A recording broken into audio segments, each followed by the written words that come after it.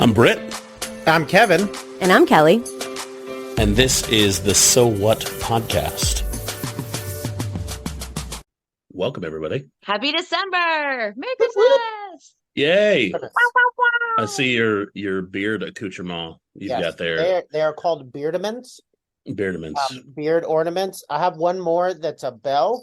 Oh, nice. See, that's what was missing. I decided that if I was speaking while I was, maybe, yeah. It would mess with our podcast audio? If I was jingling while I was speaking, that would not do too well. So I sacrificed it. Enough. So, hey, we're at the end of 2023. How about that? Yeah, that's a thing. It's insane to me. I don't understand it. Okay, we've already talked. It's public knowledge. I love the holidays. I love Christmas decorating, blah, blah, blah, blah, blah. So it gets me thinking, though, that I can't possibly be the only one because I, since September, have been seeing all these memes about, like, I'm ready to just put up my Christmas tree. I'm just ready. I'm ready for the holidays.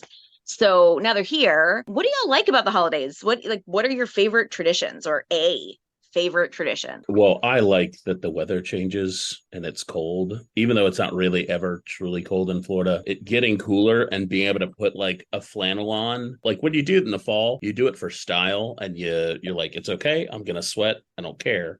But at least like later December and January, when you put on a flannel, it's because it's just that extra layer to keep you warm. It's really all you need, at least all I need. I don't understand why you would put on something for style like that. Just if you're sweating, take it off, Britt. Like I know. It's depending on where you are, though. There's only so many layers you can take off. I just want to make sure for that public announcement out there. Just depending on where you are. So I think I shared on one of our first pod or two that I used to be really big into holidays and traditions and stuff like that. And somewhere along the way, I turned into a Scrooge. I will say one of the things that I like about the December holidays is that my wife has always done a ring chain throughout the month of December. And our kids, we only have 5 kids. And so from December 1st to 25th, that evenly divides, and they are like still 17 and 19-year-olds are still very excited about opening the ring. And we have to find a time that all 7 of us are home and we open the ring together, and it's our activity for the day. Started with purely with a sense of need, because having so many kids and so many activities and all the stuff going on, we would get to Christmas Eve and be like, wait, we haven't even bought a tree yet. That's not like, when are we going to do that? So, but it's turned into this wonderful thing and the kids really enjoy it. I think I enjoy it too, as much as I don't enjoy holiday things. I just remember going Christmas tree cutting as a kid in Pennsylvania. That was tons of fun because we just run around through all what felt like as a kid felt like a billion trees that were all just big enough to not feel like imposing, but also big enough to really be able to hide and run around and stuff. That was always good fun. Over the last couple of years, I've kind of cut back on my Christmas decorating. It's been a little more of a struggle. Yeah, I know. Britt's like, what? But also, dude, you haven't been here in a couple of years for the holidays. So like my Christmas lights outside is not as extensive. And like, it's really kind of been a struggle some years to even decorate. So Christmas for me is really personal, right? Like it's my favorite time of the year. And I love the end of the year. And I just love all the things that come with Christmas. And post leaving my church job, Christmas changed for me. Religious or not, I've always loved Christmas Eve. And in leaving all of my church jobs, now Christmas Eve has taken on a very different meaning. There's never been a time where I haven't stepped outside on Christmas Eve and felt that anticipation. The magic of Christmas Eve has never left me my whole life. It's interesting, right? Because like in all of this conversation in the world right now about deconstructing and blah, blah, blah, and all this stuff, like I've deconstructed my understanding of Christmas, of holidays, of family, and clearly of spirituality. How about you guys? How have things changed for you? How have your understanding of things changed? How have you deconstructed things in the last couple of years? Yeah, no, I don't actually know. I would rather Kevin go first because there's so many layers for me, and I'm not even sure which one I'm personally ready to get to in this forum. As much as I like, we'll let Kevin go first. So the word deconstruction, I have only ever heard it in the context of religious spaces.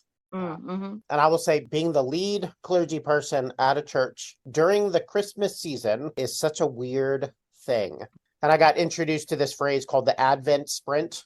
So Advent is the weeks leading up to Christmas Day, and it feels like everything is happening then. At a million miles an hour. Yeah. And it's just sprinting. And I don't know if I've shared this on this pod before, just with us, but kind of in all aspects of my life, I try to walk the line between the hilarity and the heresy, like the sacred and the sarcastic. That's just like my niche.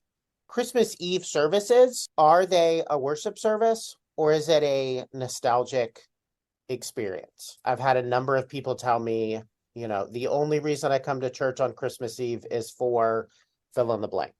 Like, unless we light the candles at the end, unless we all walk out singing Joy to the World, unless we have, so-and-so that's always been dancing at that certain spot in the service do that, then it's not real Christmas Eve for me. I try to hold on to that because I think that there's importance to nostalgia, but not just for nostalgia's sake. I just have a quick question. So much of church life is in tradition. You know what I mean? Like, so much of it. And what is tradition if not nostalgia? So like, is that really that bad? So nostalgia for nostalgia's sake? Yes. Okay.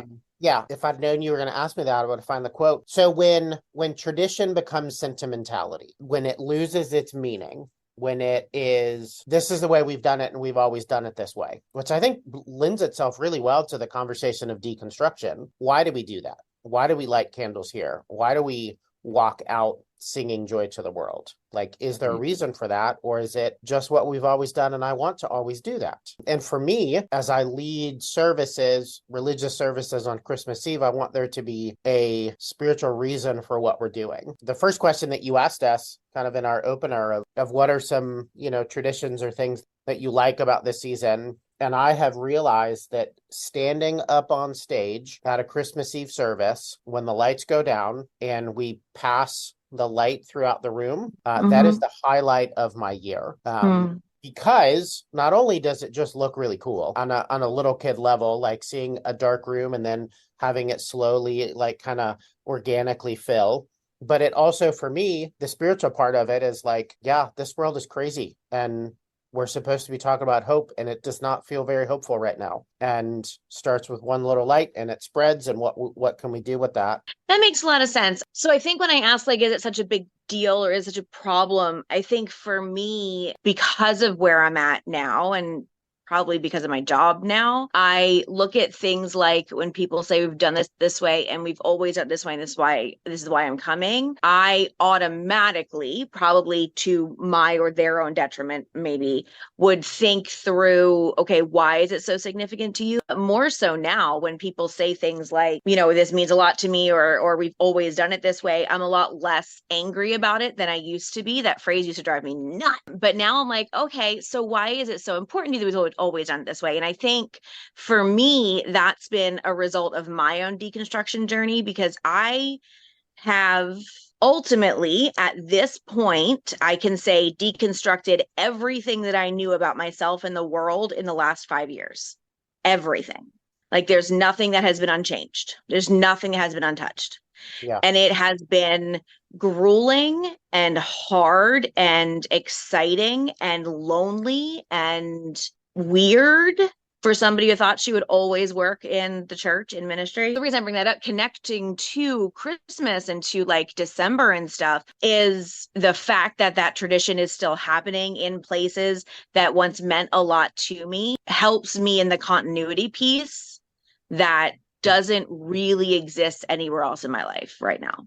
Yeah. So kind of the other side to that is I like to ask the question, why? Like, why do we do it that way? And anytime I go to a new church or get a new job, I always start every meeting for like the first month or two with the story about the ham. So newlywed couple comes home from their honeymoon, gonna make family's famous ham recipe. Get the pan out, open up the ham, chop off both ends, put the ham in the pan in the oven, turn it on. The spouse is like, why do you do it that way? That's how our family's always done it. So call parents. Hey, how do you make ham? You take the ham out of the package, chop off both ends, put the ham in the pan in the oven, turn it on. Well, why do we do it that way? That's how we've always done it. So call grandparents.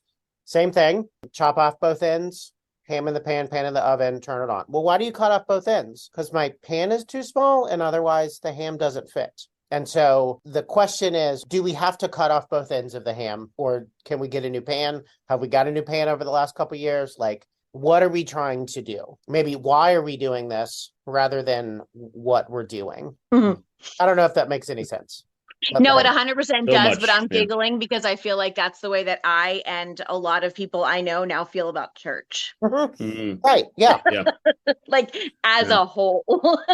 Yeah. Yeah. Like Well, that pan does oh, not man. serve what I'm cooking anymore, you know? Yeah. Sorry, I interrupted you, Britt. Go ahead. No, it's okay. I'm going through a little bit of a processing right now because I don't think I've really taken the time to think about the whole deconstructing of Christmas and my understanding of it. Like the understanding is aside, just my experience of it, because I haven't been back really to a church except for a few times here or there. Certainly haven't had the same kind of activity level in a church before, during Christmas time. And considering that the last time I did that stuff was very closely, like it was right after or shortly after that the church didn't have money for me to keep on, whatever reason we want to get there. As hard as I worked during that time and put a lot in, it was really painful. And I'm actually thinking now, I've joked, like, as a single guy, I don't really decorate my house because I like that stuff, and I would probably decorate a little bit more if, like, I was going to have a party or something like that. I would probably decorate, but really for the party, because to me, some of that, like the things that are special about Christmas, have so much to do with interacting with other people.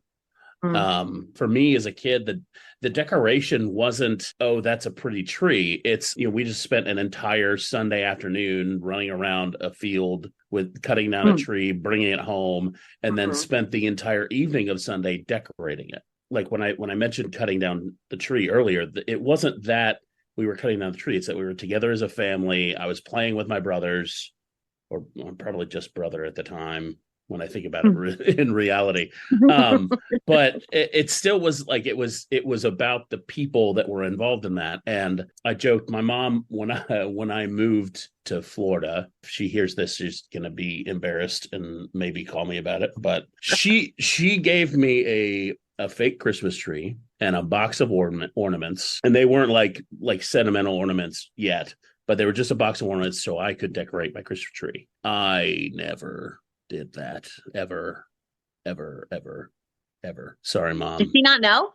They came and visited when I was in an apartment, and it was like stuffed up in like the hardest to reach part of like the apartment storage. It was like a spring break or something, but it would have been in a time that it probably shouldn't have been completely stuffed away. And she's like, well, why is, and I was like, oh, I never really set it up, Ma, sorry. And then she's like, well, you have to next year. And then I never did, and still never have So actually Britt, set up a you tree. have So from the day that we're recording this until the day that it goes live to just dig set up it a out Christmas and tree, set dig it it out, up, and so decorate it. Yeah. I've moved a couple times since then, Kevin, and I'm not sure I still have it, or if its plastic fronds still work. Okay. I don't know how that goes, but so that being said, I haven't really done Christmas stuff myself at all, really, since leaving the church. If I've gone home, like I do Christmas stuff at home with my family, but I really hadn't thought about even the little things that I still did some little things for myself. None of those really happened because there's not that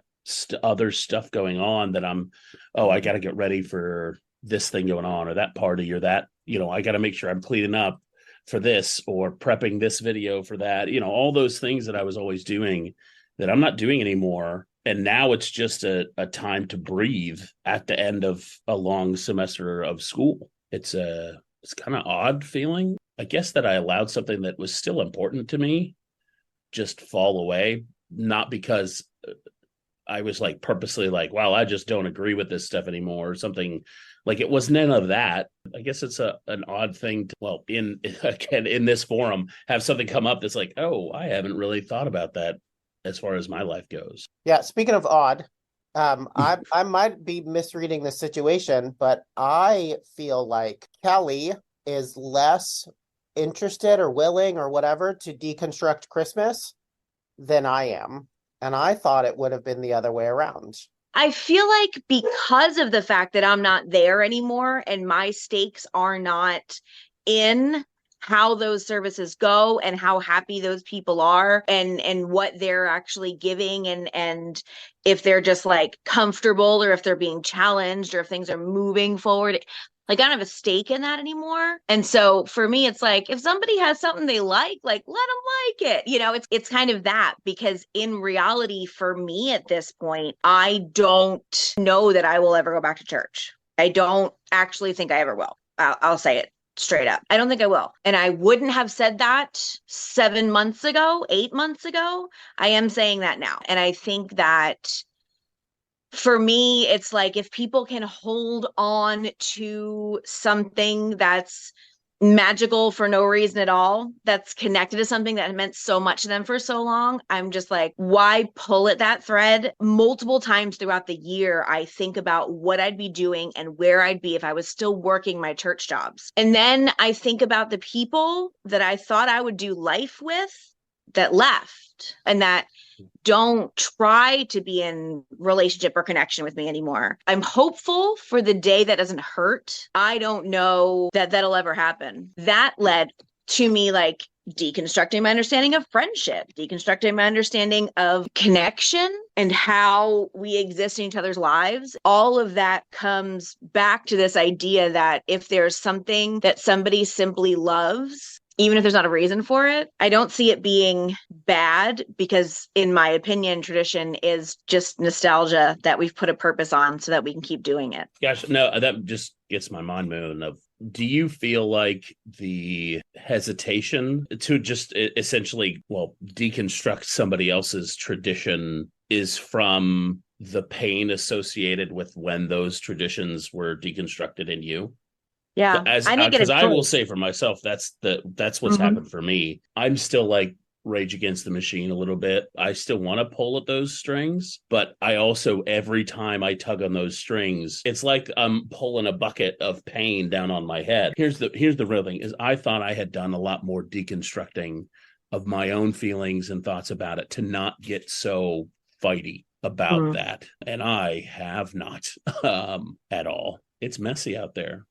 It's really, really messy. I remember the first time I heard the word deconstruction, and it was like Kevin said, it was very much connected to something spiritual. And I think the first time I heard it was actually from a podcast. I think back and I go, I've had a long life of deconstructing different things and coming back, and I think that's just that, like sometimes the nature of reevaluating where you are and where you sit and what you think. A number of years ago, at least in the microcosm, the little culture of the American evangelicalism church world, anti this whatever, kind of came out real hard. And then during the pandemic, it really hit the fan big time. You got all these creators jumping on TikTok and other places talking about their experiences, and then you start to have people responding to it like the church seems to respond to things that are scary to it.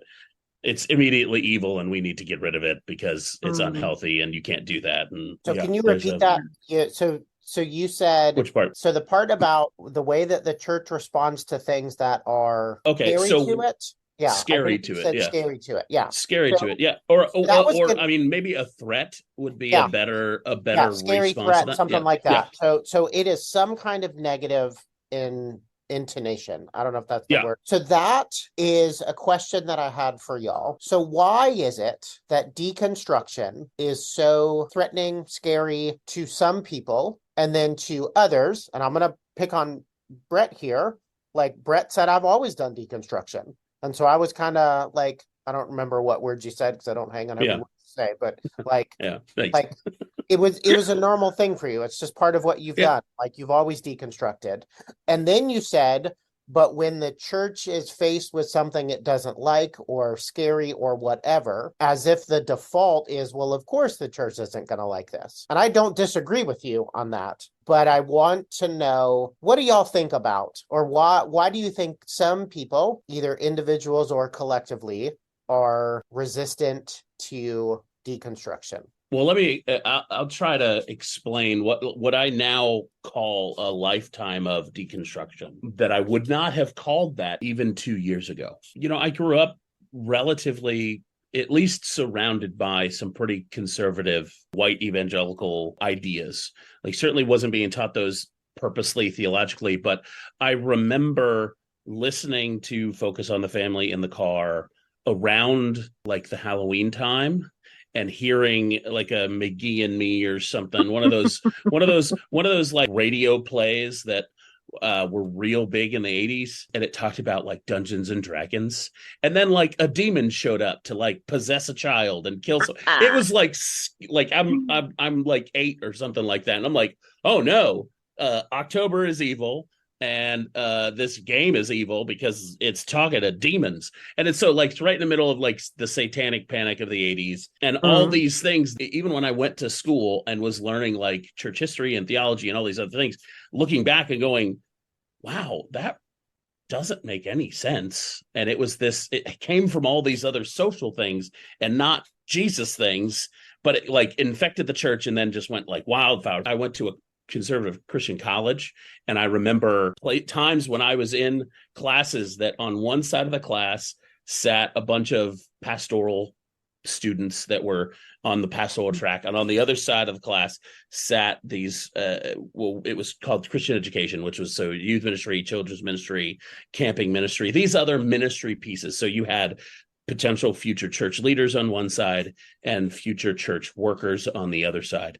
And the kinds of arguments that came up were constantly like, I was just like, this doesn't make sense. Why don't they understand that maybe it's okay that they don't preach out of, the King James version of the Bible or something? Like, why was that an argument? And it was so many different things throughout my life where I would have these conversations and I go, yeah, that doesn't make sense to the, the theology or this or that. And for a long time, anytime I would start to butt up against what someone else might have said wasn't Christian anymore, I would go, okay, no, I got to back off from that.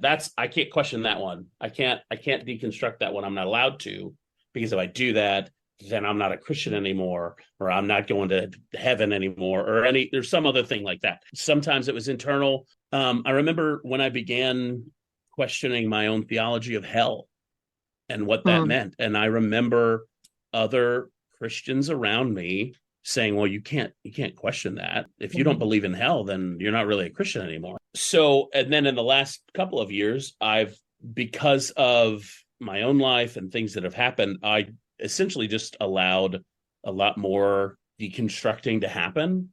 And I don't know where that's leading. And for me, that's scary. That's uncomfortable, because one of the things that Christianity, I thought, was teaching, which I don't actually think it does teach this, but I thought was teaching, is that there should be some really holy assurance that is real powerful, and you should never question it. If you're questioning it, then you don't really have it. When that happens, it's like, okay, well, then I guess I can't talk about questioning it, because then I must not really have it. And if I don't really have it, then where am I? What am I?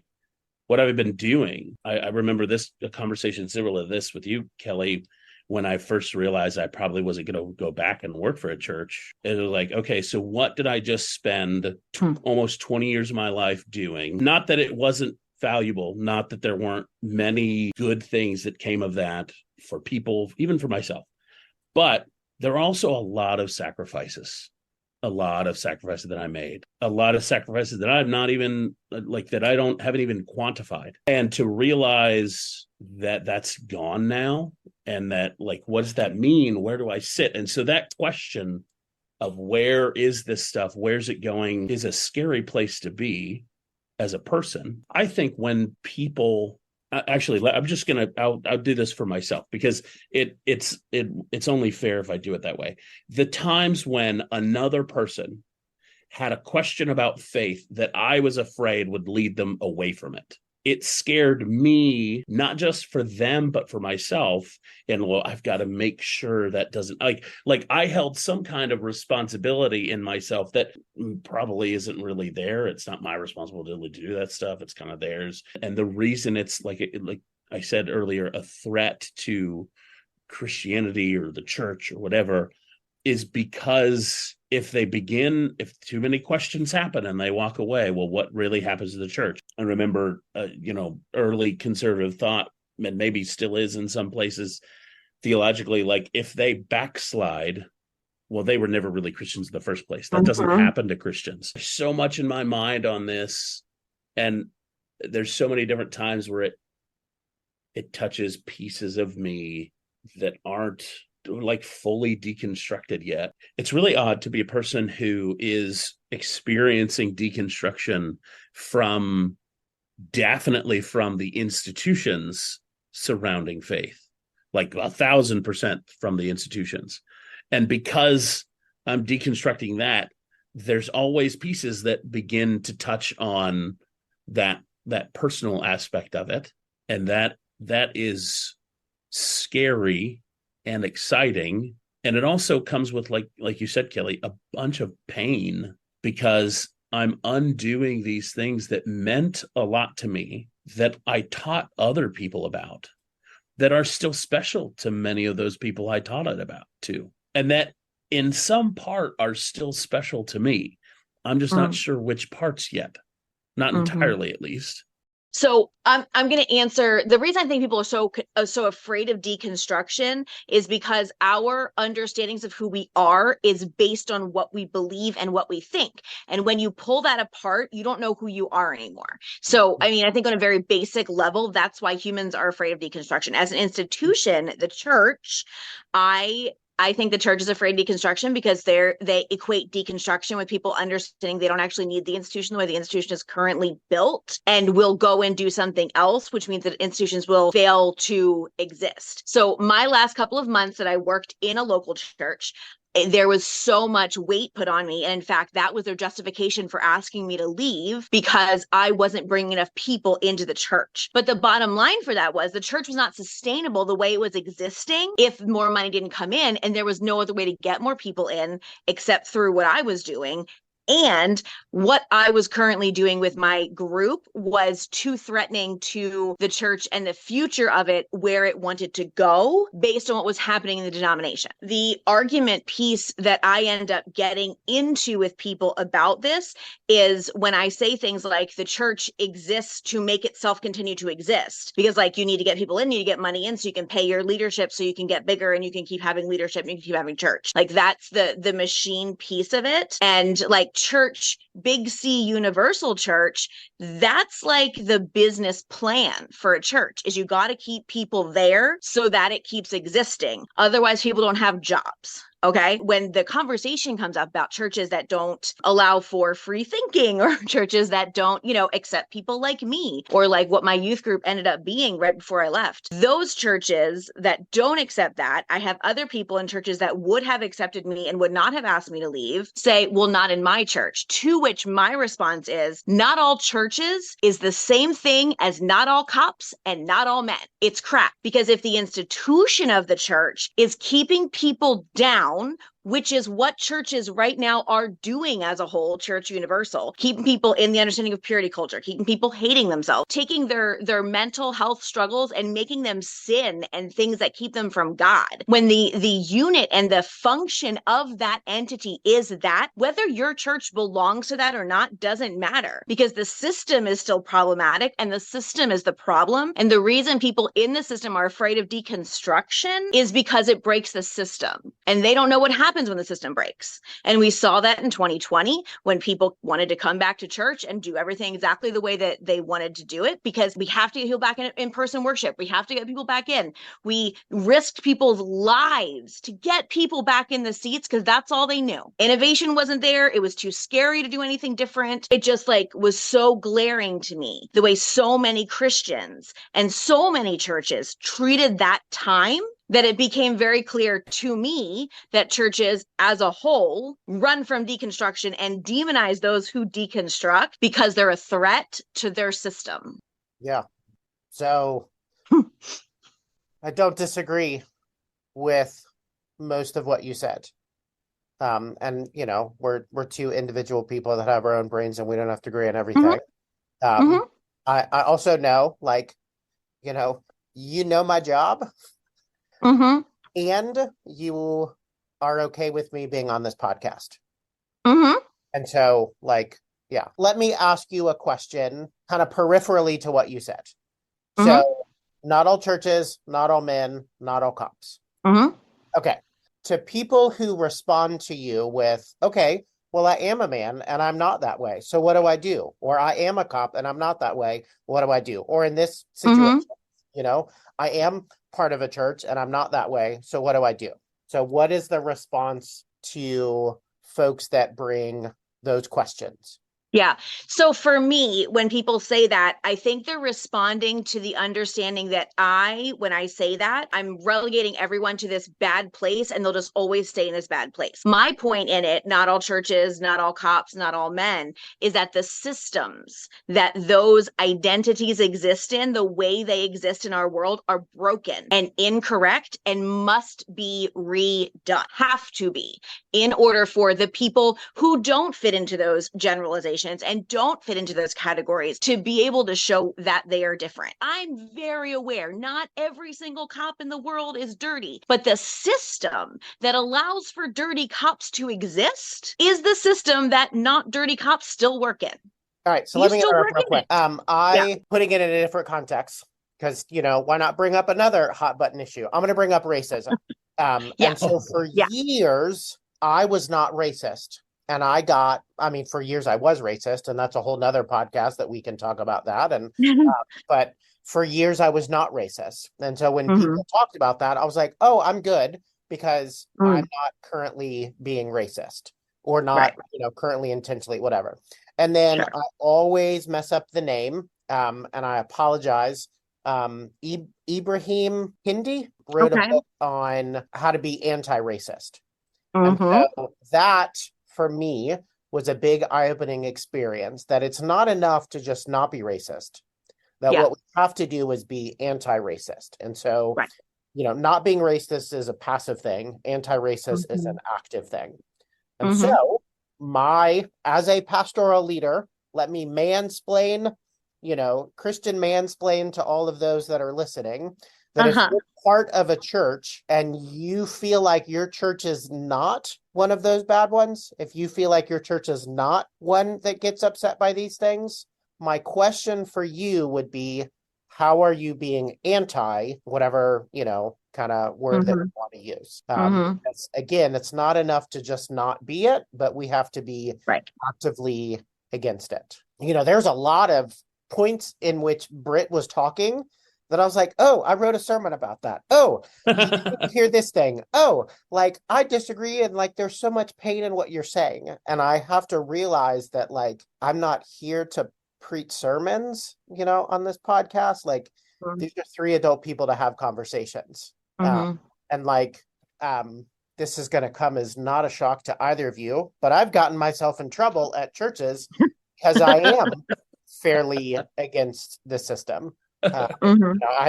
I worked at one church that was very large and had gorgeous oak pews. And there was a member that said that we need to fill this oak. How are you going to get more butts in these pews? And I got myself in trouble and I said, I'm less worried about getting more people in these pews. I'm more worried about getting the people that are already sitting up and out and doing things. Mm-hmm. Because I can go off on so many different tangents and preach so many wonderful, eloquent sermons, but like, Christianity is supposed to be a contact sport. It's like not what we do for an hour on Sunday morning, it's what we do throughout the week. I'm going to answer my own question that I asked y'all. Yeah. And I'll tell you Yeah. the real answer, which is Okay. y'all Good. I'm so glad. Okay, good. That's okay. I've been waiting for this. Yeah, so I think it is a fear. I think it Mm-hmm. just comes down to fear, because if we Mm-hmm. deconstruct what we've always done, does that mean that I was wrong back then? Mm-hmm. I, being part of the privileged elite, as I am, as a cishet white, all of the things, I hold all the keys. And so it is good for people to point out to me my blind spots. So I was having a conversation with my mom the other day, and I'm a huge mama's boy, and I have no problem with being a huge mama's boy. And we were like laughing at some of the ways that I'm raising my kids, that my wife and I are raising our kids, compared to the way my parents raised me. And like, things are just different now. And it would have been really easy for me to be angry with my mom about, y'all borderline abused me when you did da da da da da. And it would have been really easy for my mom to get angry that I was calling their parenting choices whatever. I was questioning their parenting choices. Such that, like, I had somebody who overheard the conversation come up to me and say, how do you think your mom felt when you said those things? And I was like, I don't know, I'll ask her. And I asked her, and she was like, she didn't say it this way, but it's that classic phrase of, learn better, do better. And like, I don't know what the current guideline is, but when you have a kid and like an infant and you lay them down to sleep, there's only one right way to do it. And every other month it changes. They have to be on their left side. They have to be on their back, the right side. They have to be on the back. They have to be on their stomach. You have to like hang them for like, it all changes. And so it's real easy, like, as we get new information to be like, wow. And I don't know why people get defensive. I don't know why people get angry. I think that it's just a fear. Maybe it is more to do with what you said, Kelly, of like, one, calling their power into question. And two, I think a lot of it is wrapped up in their identity. That they identify as this position of power, this whatever. Right. Yeah. Yeah. I think that's a good place for us to wrap up for the month. What do you think? Yeah, I think Pretty good. I sure think it'll come going up back again. to what Britt said was, deconstructing is painful. I feel I sensed a lot of pain from both of y'all. And I don't feel like I have pain around the deconstruction, and also recognize that I'm not currently doing that kind of work. But yeah, I think deconstructing is not bad. That deconstructing is helpful. So go and deconstruct. Appreciate your permission. I mean, Like, I don't need your permission as also a white man, but yeah. I know that I'm Kelly a does need woman, your and so I need permission. both of So your permission to So- do such. So no, but I- I'm a single man. I don't count as much because once you're married, that's when it really matters. Yeah. That's So when you're I really was valuable in speaking. society. I was speaking to all of our listeners. So Britt's mom and that one other guy that follows me on social media.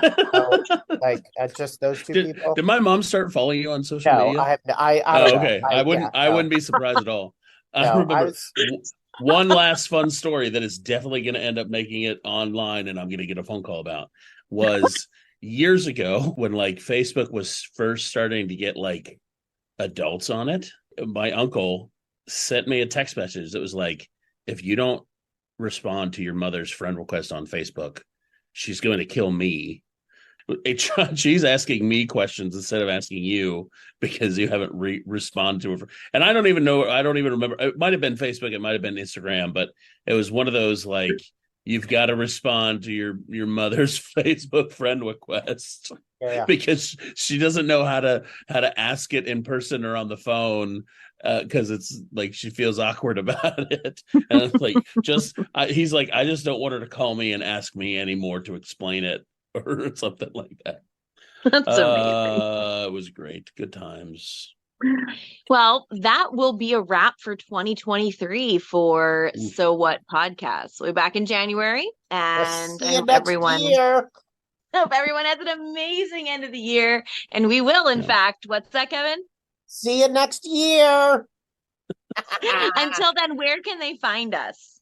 They can find us pretty much anywhere that podcasts are heard.